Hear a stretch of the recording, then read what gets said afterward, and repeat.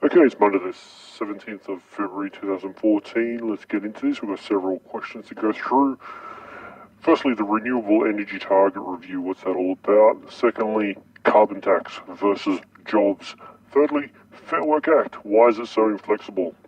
Fourthly, the Royal Commission against corruption in unions. Why have the terms of reference been ignoring companies? Fifthly, how do we reallocate the car workers who are out of jobs back into the workforce? 6. Australian ingenuity and the vision, where is it? 7. Disability support pensions, what is the intention behind the coalition at the moment? And 8. Why don't employers train enough? Okay, let's get into it.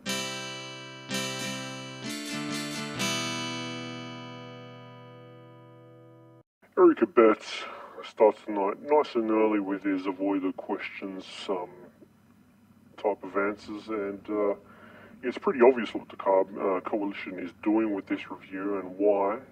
Anybody who doesn't understand what they're doing and why they are doing it is dead, essentially. You know, they're not even blind. Blind people can see what they're doing. They are simply there to make money for their mates.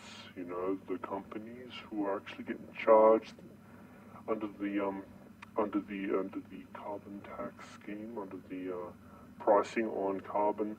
Obviously, certain people with power don't want to be paying so much, so they went to their mates in the coalition, offered a little bribe, and then said, okay, in return, you'll cut our tax liability. So, you know, that's what it's all about. Anybody who knows what's going on knows what's going on.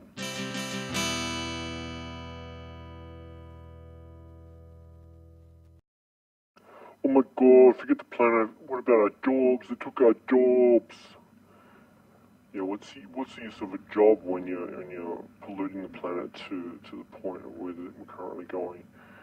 This is a ridiculous question. What can you do with the planet, with jobs when the planet is destroyed? Fuck all, I tell you.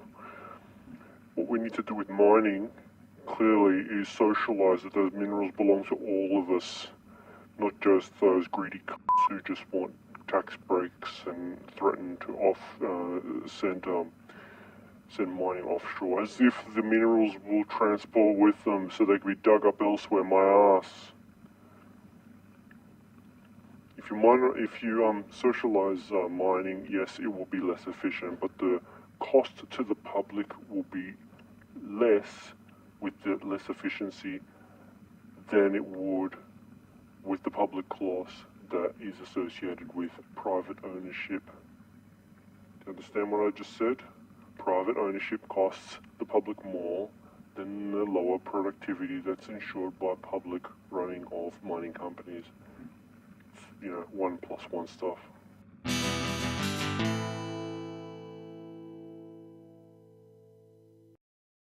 Somebody called the Wambulance. The Fair Work Act is not too inflexible.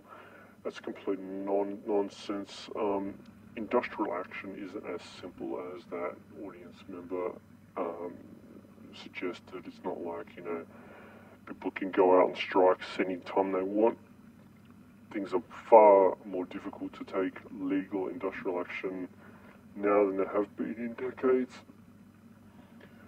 What is this flexibility that he desires? Who pays for that flexibility that he desires? I tell you who, the frontline staff is who pays for it. And who benefits from greater efficiency, okay? Nobody really benefits except for the owners, the corporates, the shareholders. This is backwards for the security of the economy and jobs.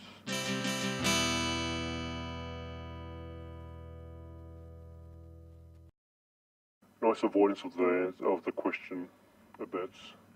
Do you really want to answer it? Of course you don't. It's pretty obvious and quite conspicuous as to why you're avoiding it, because it's an ugly truth. Okay, you're in a witch hunt. You know, of all the corruption that you're after, what about corporate corruption? What about banking corruption? What about share market corruption? You know, what corruption costs Australia more, really? I mean, unions. This could be a criminal matter. The dodgy minority in the unions can be dealt with directly. None of this blanket witch hunt nonsense.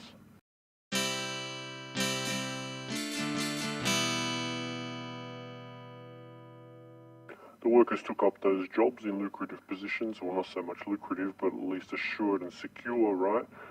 In these big companies because they were supposed to be secure. I mean, we let those companies get so big in order to try to ensure security for jobs and the market and employment.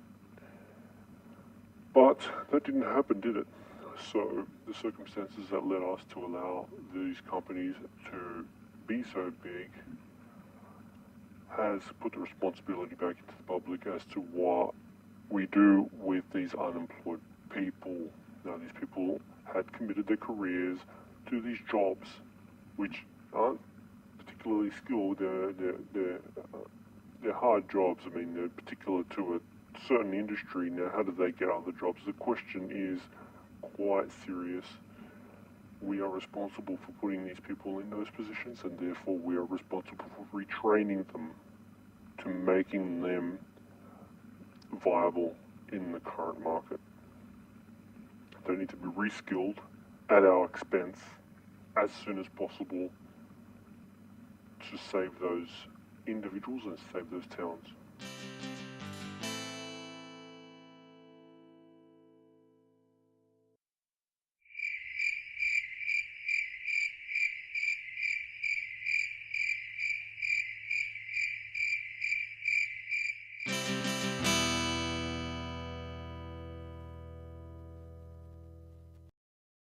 Here we go again. The coalition shows its true colours. It believes Australians find poverty and unemployment such an attractive and luxurious and glamorous lifestyle that we have to put in negative reinforcement in order to dissuade Australians from sitting on their asses. Yeah, nonsense. This is about waste. Welfare feeds the economy more than corporate assistance.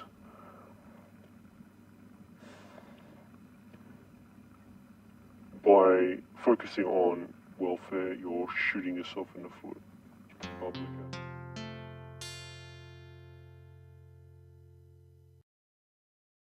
Experience. Everybody needs experience. Reminds me of that scene in Hudsucker Proxy at the start when they're trying to get a job. Good movie. But anyway, this is all about competition, is it not? Competition for the individuals and monopoly for business. That's the way the system is currently set up, and it's something he's got to give. It's a broken system, it doesn't work. We need to reduce corporate thirst, enhance small business opportunity, and introduce fair competition for business, meaning more businesses, meaning more jobs, meaning less competition for jobs.